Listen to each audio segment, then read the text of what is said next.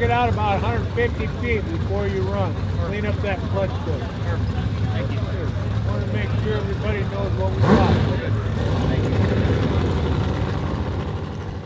Well, you see stock with a 9-inch tire, and we've seen cars go 830s out here, which are ridiculous. I mean, pro stock years ago was happy to go 9 seconds, but they all have a spec head, a spec cubic inch, a spec intake. You cannot touch them, and but that's what's kind of cool about them.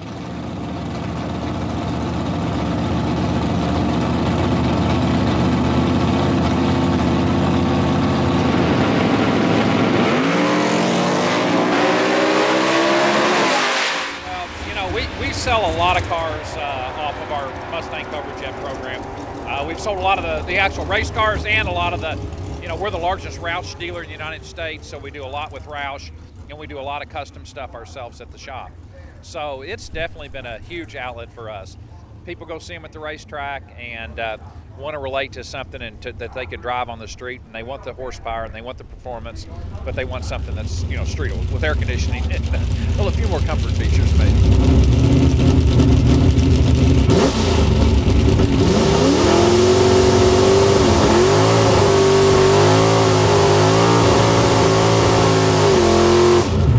Just these things make so much power and torque down low, and we're still trying to hook it up on a 9-inch tire, so it can be a little finicky.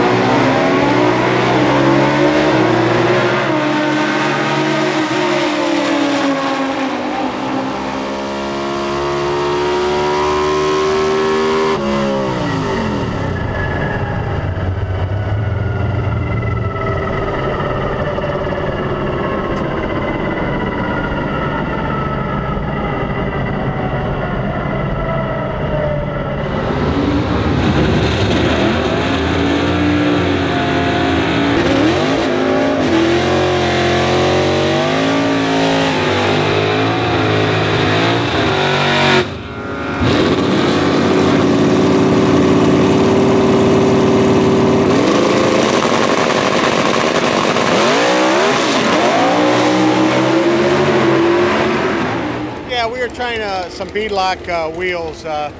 We were over at Norwalk at the points race, and the tire was spinning on the wheel, so we decided to try a beadlock wheel, and I think we just need to go testing and figure out what tire pressure we need to run with those beadlocks. So right now we put just a standard wheel back on there, and we're going to go out there and try it. But another thing is we're just making so much more power here because the air is so good. So it's a combination of the two. So hopefully we have a little bit better luck this time.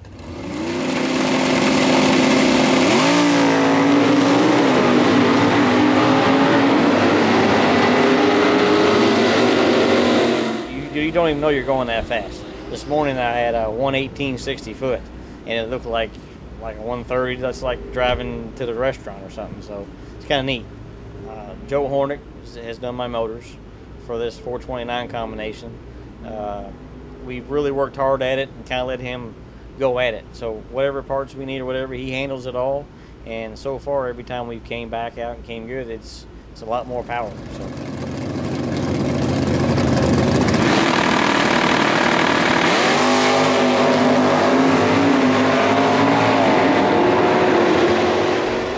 We were the first Cobra Jet to be at 850, first Cobra Jet over 150 miles an hour. And now we're the first Cobra Jet below 850. We ran an 845 this morning at 159.40 miles an hour. So it's now the fastest Ford Mustang ever in Ford history. I've been drag racing since the 50s. I started in 1956 drag racing. And these cars are unbelievably safe, number one, these new cars versus the old cars. The safety is unbelievable. You feel so safe in them.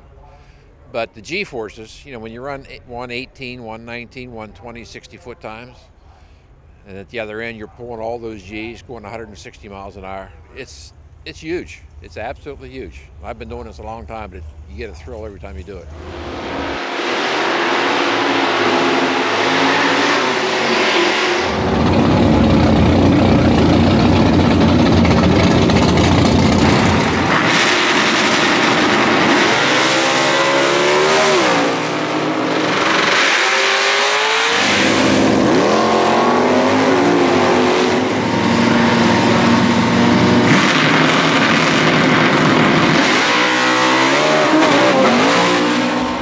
left tremendous. We just probably didn't have enough weight on the front end or enough hold down in the front end, and unloaded the tire when it hit the wheelie bar hard, and then of course spun the tire, and that was the end of that run. You know, we got a great combination, motor combination, 302 with a 2.9 liter blower. You know, we're starting to get the handle on it. You know, we're sneaking up on it, and we just keep getting faster and faster every year. And you know, on a little 9-inch tire, it's tough. There's such a fine line between hooking up and blowing the tire off, and you have all kinds of different manufacturers of shocks running on these cars, shocks and struts. So everybody's getting the job done on different types of product. We're running Penske's. You know, you got other people running Strange, Lamb. You know, there's a lot of different combinations out here. And, you know, we just keep having to figure it out because we can keep sneaking up and making more horsepower and making these cars run better. And, you know, it's just a combination of getting them calmed down on the starting line and then rolling enough timing in down the, you know, as you go to make them run fast on the big end.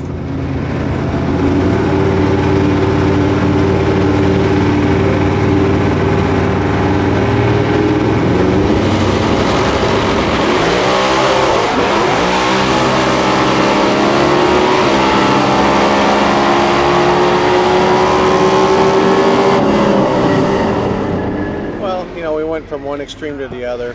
You know, we didn't want to go up there and blow the tires off again, so you know, we loosened up the struts in the front, and you know, maybe a little too much, and it just transferred the weight way too quickly.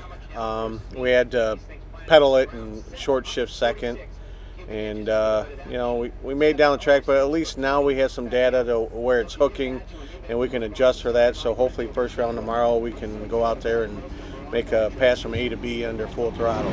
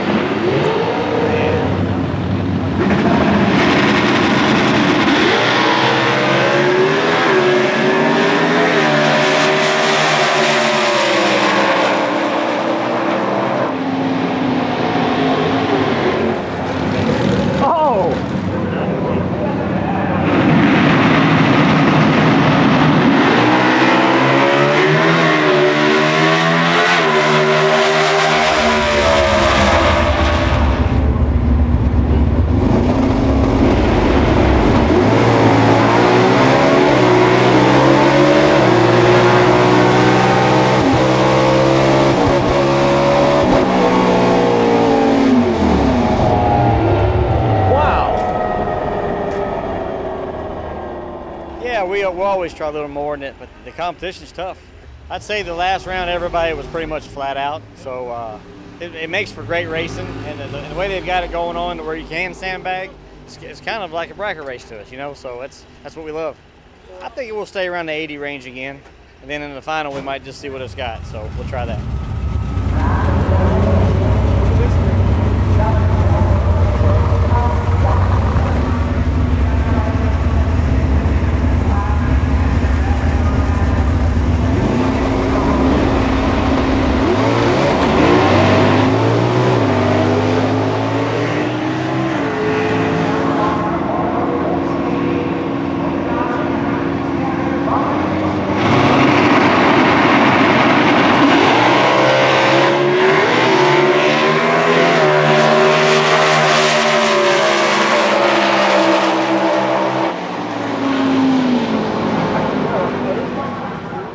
It's been doing pretty good. I mean, we're getting down the track. We're just staying with what we've been doing and keep going for it. So we turned it up a little bit on the big end, but we're keeping the same down low to make sure we get off the line, because that's bitten a lot of guys today. So we're just trying to keep it steady Eddie and win the thing.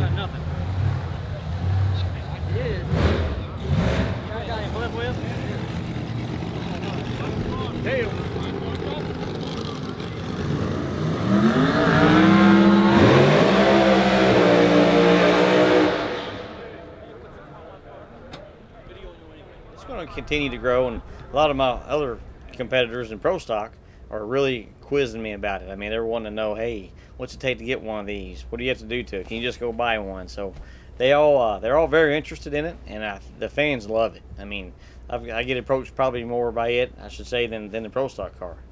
But it's going to grow, and as long as somebody takes off with it and promotes it, and we run in front of these big crowds, it'll be huge.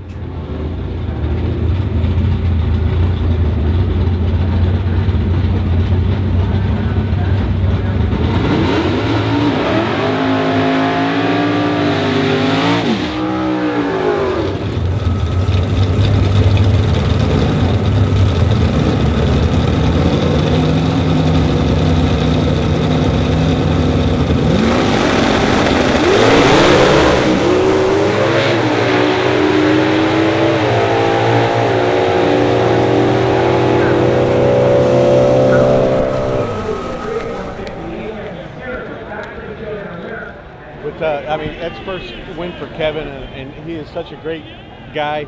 I mean, him and his dad, Mike, are just great customers, and I'm glad to see them win this. I mean, it's great. We've worked our butts off on this car, me and my dad and my brother helping us weld stuff, and I just can't explain it. We've worked for this for about 2 years now, and it's just great finally getting it done. The last 2 rounds, guys kind of got after their cars and tried to get them down there as fast as they can, and we got some guys we used back home, John and Ben Holt at the chassis shop, and they just kept us going right down the track and never hesitated a minute, and that got us through today and get the win.